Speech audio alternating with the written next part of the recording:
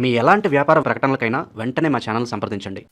అందరికి నమస్కారం. నేను శిరీష. ముందుగా అందరికీ శ్రీ పరాభావనామ సంవత్సర ఉగాది శుభాకాంక్షలు.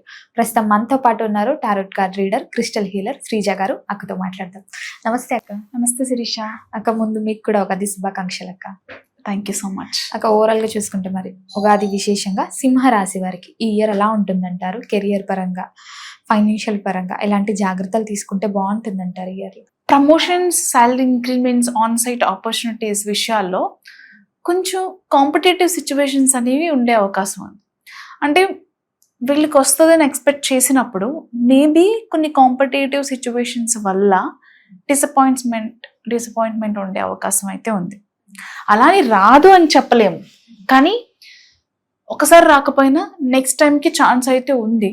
బట్ మీరు ఎక్స్పెక్ట్ చేసినట్టుగా ఇప్పుడు రాకపోవచ్చు, కానీ బట్ ఛాన్స్ అయితే ఉంది. సో దానికి డిసప్పాయింట్ అవ్వాల్సిన అవసరం లేదు.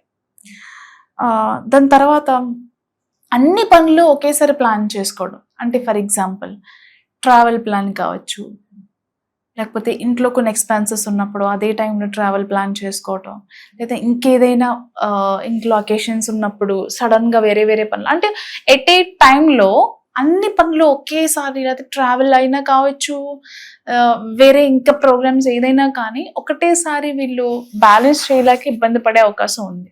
సో ఏదైనా ఒకదాని తర్వాత ఒకటి ప్లాన్ చేసుకోవడం మంచిది, కానీ అన్నీ ఒకేసారి ప్లాన్ చేసుకొని అంతా ఒకేసారి చేసుకోవాలి అనుకోవటం వల్ల తప్పలేదు, పనులు అయిపోవాలనుకోవడం వల్ల తప్పలేదు. కానీ ఏంటంటే ఇక్కడ టైంకి అన్ని పనులు ఒకేసారి చేసుకోవటం వలన కొన్ని చోట్ల మిస్బ్యాలెన్స్ అయ్యే అవకాశం ఉంది. కొన్ని పనులు జరగకపోవచ్చు, అంటే ప్లానింగ్ ఫెయిల్ అవటం వల్ల, ఒకేసారి చేసుకోవటం వల్ల ఆ టైం ఫ్రేమ్ అనేది కొంచెం అడ్జస్ట్ అవ్వక కొంచెం ఇబ్బంది పడే అవకాశం ఉంది. సో అన్ని పనులు ఒకటేసారి కాకుండా ఒకదాని తర్వాత ఒకటి చేసుకోవడం చాలా ఇంపార్టెంట్. స్టూడెంట్స్కి ఎలా ఉంటుందంటారు అక్క? స్టూడెంట్స్ యాక్చువల్గా బాగా ప్రిపేర్ అవుతారు, చాలా ఎక్సైట్మెంట్తో ఉంటారు. ఎగ్జామ్స్ అయిన తర్వాత కూడా they want to go somewhere, they want to explore, ఫ్రెండ్స్తో ఎక్కడికైనా వెళ్ళాలి, ఫ్యామిలీతో ఎక్కడికైనా వెళ్ళాలి, స్ట్రెస్ అవుట్ అయిపోవాలి, ఇలా చాలా ఎక్సైట్మెంట్తో ఉంటారు. ఎగ్జామ్స్ బాగా అటెంప్ట్ చేయగలుగుతారు.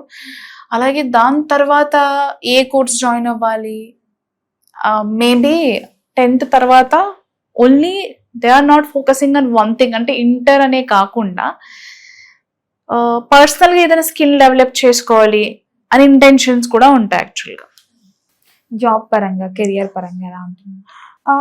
జాబ్ పరంగా చూసుకుంటే కొంచెం లేట్ అయినప్పటికీ కూడా జాబ్లో జాబ్ చేంజ్ అవ్వాలి, షిఫ్ట్ అవ్వాలి, లేకపోతే కెరియర్ చేంజ్ అవ్వాలి అనుకునే వాళ్ళు కొంచెం టైం పట్టినా కానీ మీరు అనుకున్న పొజిషన్కి అయితే రీచ్ అవుతారు. మీరు అనుకున్న జాబ్ ఖచ్చితంగా వచ్చి తీరుతుంది, కానీ పేషెన్స్తో ఉండటం, బ్యాలెన్స్డ్గా ఉండడం చాలా ఇంపార్టెంట్.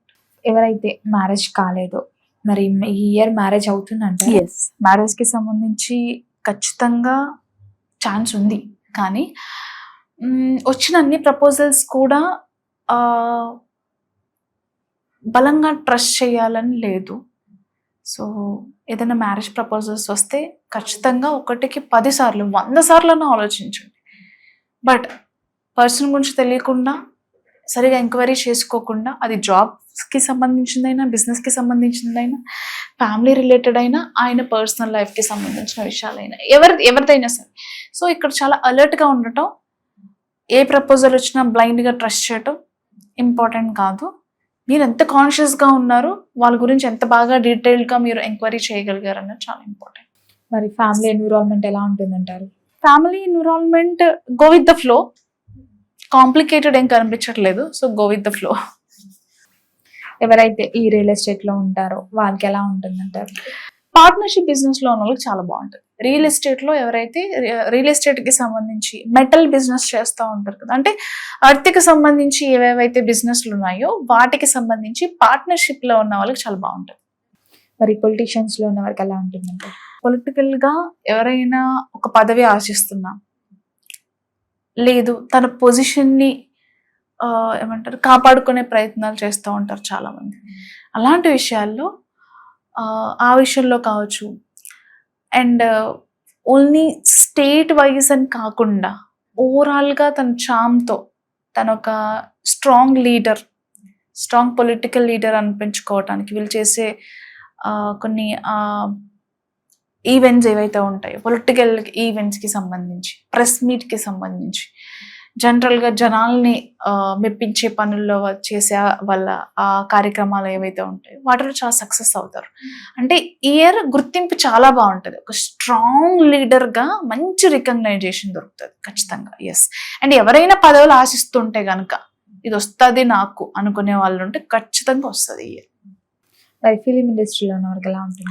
ఫిలిం ఇండస్ట్రీలో ఉన్న వాళ్ళకి కూడా అవకాశాలు బాగుంటాయి, కానీ ప్రాజెక్ట్స్ మాత్రం ఖచ్చితంగా లేట్గా స్టార్ట్ అవుతాయి.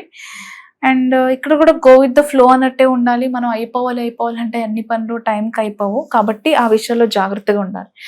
అండ్ రిలేషన్షిప్లో ఉన్న వాళ్ళ మధ్యలో ఆ రొమాంటిక్ లైఫ్ అనేది చాలా బాగుంటుంది. అండ్ ప్రెగ్నెన్సీకి సంబంధించిన శుభవార్తలు వింటారు.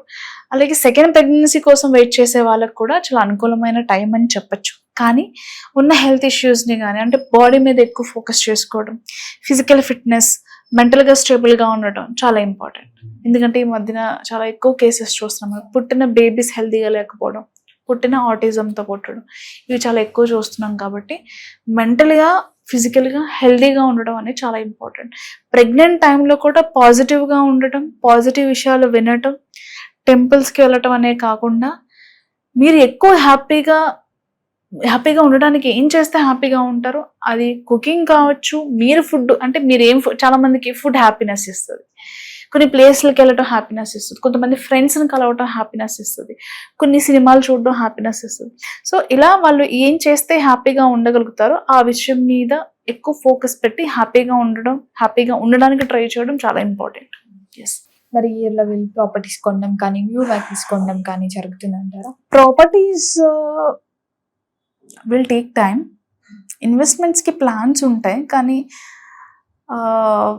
కొంచెం టైం పడుతుందని చెప్పచ్చు. అండ్ ఎవరైనా job change or career change లేదా కొత్తగా బిజినెస్ స్టార్ట్ చేయాలనుకునే వాళ్ళు దాని గురించి చాలా డీప్ స్టడీ చేస్తారు. దాని గురించి బాగా తెలుసుకునే ప్రయత్నం చేస్తారు. ఎక్కడ చేస్తే బాగుంటుంది, ఎప్పుడు చేస్తే బాగుంటుంది, ఎలాంటి ప్లేసెస్లో చేస్తే బాగుంటుంది, ఎలా చేస్తే బాగుంటుంది, ఇలా ఈ అన్ని విషయాల్లో కూడా ఒక ప్రాపర్ నాలెడ్జ్ ఉండాలి అనే ఒక స్ట్రాంగ్ డెసిషన్తో దాని మీద చాలా గ్రౌండ్ వర్క్ చేస్తారు. దాని గురించి నేర్చుకుంటారు, తెలుసుకుంటారు. అలాగే స్టూడెంట్స్ అని కాదు, చాలా మంది జాబ్ చేంజ్ కోసం వేరే ఇంకేదైనా కోర్స్ చేస్తే మనకి అది హెల్ప్ అవుతుంది కదా అని చెప్పేసి ఒక స్కిల్ని కానీ, ఒక కోర్స్ని కానీ ఖచ్చితంగా వాళ్ళు దాని మీద ఫోకస్ చేస్తారు. దాన్ని ఒక కోర్స్ అయితే చేయాలని చెప్పి దాని మీద ఖచ్చితంగా ఒకటి నేర్చుకుంటారు, ఏదైనా ఒక స్కిల్ డెవలప్ చేసుకుంటారు ఖచ్చితంగా. మరి ఎవరైతే సింహరాశిలో ఉన్నవారు అబ్రాడ్ వెళ్ళాలి, చదువుకోవాలి, లేకపోతే అక్కడ ఫ్యామిలీ పరంగా సెటిల్ అవ్వాలనుకుంటే అవ్వచ్చు అంటారా? అక్కడ వెళ్ళొచ్చు అంటారా? Go with the flow. అంటే ఎలా అంటే యాక్చువల్గా ఇప్పుడు చెప్పాలంటే టైం చాలా అనుకూలంగా ఉంది. సో సిచ్యువేషన్స్ అన్ని మీకు అనుకూలంగా ఉంటాయని ఎప్పుడైతే స్ట్రాంగ్గా బిలీవ్ చేస్తారో ఖచ్చితంగా వెళ్ళగలుగుతారు. కాబట్టి పాజిటివ్గా ఆలోచించడం కాదు, పాజిటివ్గా వైబ్రేట్ అవ్వడం తెలియాలి. సో పాజిటివ్గా ఉన్నట్లయితే బాగుంటుంది. అంటే వీళ్ళకి రెమెడీ ఏంటంటే శిరీష, చక్రాకి సంబంధించిన బ్రెత్ వర్క్స్ ఉంటాయి. చక్రాకి సంబంధించిన బ్రెత్ వర్క్స్ ప్రాక్టీస్ చేయడం చాలా ఇంపార్టెంట్. మూలాధార, స్వాదిష్టాన, ఓకే, మణిపూర, అన్హత, విశుద్ధ, ఆజ్ఞ, సహస్రార్. ఓకే. అలాగే ఎక్కువ చెప్పులు లేకుండా గ్రౌండ్ వాకింగ్ చేయడం, నేల మీద నడవటం, బేర్ ఫుట్ వాకింగ్ అంటాం, అది చేయటం కానివ్వండి. అంతేకాకుండా వరాహ నరసింహస్వామికి సంబంధించిన దర్శనం చేసుకోవటం చాలా ఇంపార్టెంట్. ఎందుకంటే లైఫ్లో ఒక స్టెబిలిటీ కావాలంటే, స్టెబిలిటీ ఉండాలి లైఫ్లో అంటే మన మూలాధార చక్ర యాక్టివ్ అయి ఉండాలి. సో దానికి మనకి వరాహ నరసింహస్వామికి సంబంధించిన స్తోత్రాలు కావచ్చు, దర్శనం కావచ్చు, చాలా హెల్ప్ అవుతుంది. మరి అగ్రికల్చర్ ఫీల్డ్ లో ఉన్న వరకు ఎలా ఉంటుంది? ఏ ఫీల్డ్ అయినా బాగుంటుంది, కానీ బట్ పేషెన్స్ అనేది చాలా ఇంపార్టెంట్. ఇక్కడ పేషెన్స్ చాలా ఇంపార్టెంట్. స్లో రిజల్ట్ ఉంటుంది, కానీ స్లో, ఓపికతో ఉండాలి. అక్క ఓవరాల్ గా ఈ ఇయర్ సింహరాశి వరకు ఎలా ఉండబోతుంది, ఎలాంటి జాగ్రత్తలు తీసుకోవాలో తెలియజేసినందుకు ధన్యవాదాలు. Thank you.